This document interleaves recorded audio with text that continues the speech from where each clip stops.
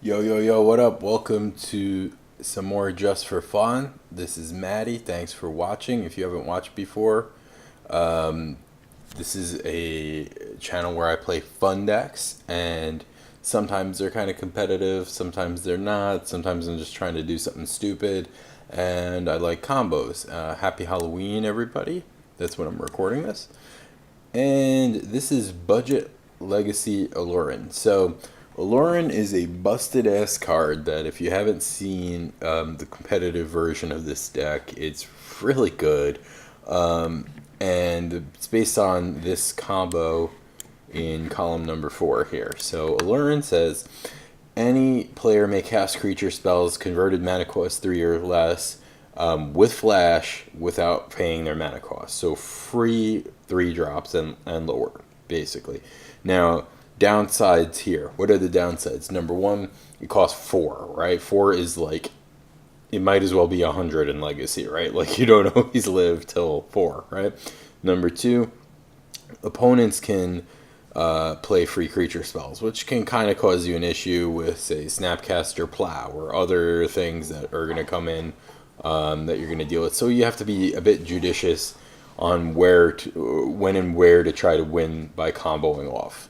The actual combo itself is pretty convoluted if you're not used to it, but once you've seen it once, it's very simple. Basically, you're trying to draw Cavern Harpy and Parasitic Strix. So you play Parasitic Strix with a black permanent in play. You drain your opponent for 2. You play Cavern Harpy and you return Strix to your hand. Then you play Cavern Harpy then you use Cavern Harpy's ability to return that to your hand, replay the Strix, and so forth. And you can do this ad infinitum and drain your opponent out all at instant speed because of Aluren. Also, if you have 2 Cavern Harpies, you can play a second one in response to a removal spell on your Strix. So it's pretty durable. Once you have the cards in your hand, you can really keep it going. The other great things that work with Aluren in the deck are this utility. First of all, this utility package. So Baleful Strix is great. It draws you a card, obviously. It blocks Tarmogoyf. It can peck in for damage every turn if you want. And you can cast it for free off Aluren. So if you haven't drawn Parasitic Strix, but you have Cavern Harpy, basically this ends up being pay 1 life, draw a card. So if you remember Necropotence, then you know how busted pay 1 life, draw a card can be, right? Shardless Agent will cascade you into a lot of things in the deck, but most of the time we're trying to hit one of these 11 cantrips in order to dig for the other half of our combo. And again, we could pick up Shardless and replay it with Cavern Harpy Aluren. So Deathrite is there to fix your mana, ramp you, nug your opponent. So you can also try to win by way of value with the deck, because 1/1s and 2/2s and stuff in Legacy are perfectly fine as a beatdown, because it's not too often that your opponent's playing big creatures and stuff.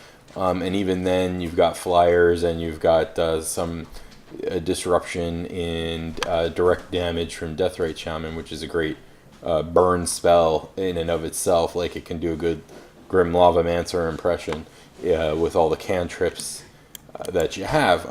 You also play a bunch of fetches, which I know people are going to be like, that's not exactly a budget deck. But for Legacy, this is budget because I've made a few changes. So first of all, I'm only playing so Bayou, Trop, Underground Sea. And then for the second copy, I'm playing Watery Grave, Overgrown Tomb, and Breeding Pool. So we've skimped on the lands a little bit. I'm only playing the fetches from Khans because you should have picked them up when Khans was in Standard, and if you didn't, you're dum-dum. I'm sorry, you really should have, because they were like $2 at one point, and now they're 10 or more. So yeah, if you didn't, shame on you.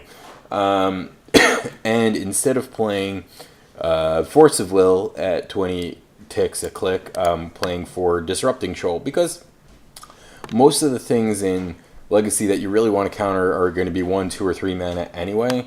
So you can use this to free counter most things that are going to disrupt you. Couple Abrupt Gaze to get rid of problem permanence, and we're off. So you'll notice my version is similar to the Sam Pardee version playing blue, as opposed to some versions splash red to play Imperial Recruiter, and that's a more certain way of getting your combo pieces, but this is pretty reliable too. It's pretty often you can go bananas and draw your deck with either Shardless or Baleful Strix. So sideboard, right? Sideboard kind of copied off of Sam Pardee a little bit, but it's not perfect. This is more against the competitive meta than what we're going to be playing against. Regrowth is there to buy back whatever piece, like if you somehow get milled, or get discard, if somebody discards your Aluren or your Parasitic Strix, and you're going off and you want to get one back, this is a way to do it. Echoing Truth is there to get rid of problem permanence or just stall your opponent. Dread of Night against Monastery Mentor and other problem white creatures. Zurin Orb is there against Burn and other aggro. Tormod's Crypt obviously is there for Dredge, and that kind of combos with Glissa. So that was kind of an interesting thing I saw in the Sam Pardee deck. It was somebody else's build that he was running, but I thought it was cool, and this is just like a fun card, so I like playing it anyway.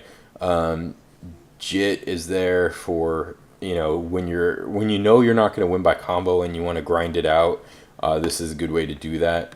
Carpet of Flowers, good against blue decks. Obviously ramps you, get you to learn faster. Therapy and Spell Pierce to disrupt combo decks and other control kind of game plans. So really fun. Can win on turn 3. I don't think there's a way to win faster than that. So it's pretty slow for a Legacy deck. But I mean, I'm comparing it to Tin Fins, which is like turn 1, turn 2, pretty often, which is like the deck I'm most used to playing in Legacy. So it's not as competitive as that, but it can grind a lot better. So if your opponent disrupts you, like I said, it's half the games you're going to win just by mediocre beatdown, and that's perfectly fine as long as you're winning, right? But you're going to have fun along the way. Anyway, I hope you enjoyed the deck. Going to play a couple in just for fun, and again, the only reason I'm doing it in just for fun, even though it's somewhat competitive, is it's really hard to find Legacy matches. So if we find one at all, I'm going to go wherever there's a match, because Legacy, very few people play online. Anyway, I hope you enjoy it. Peace.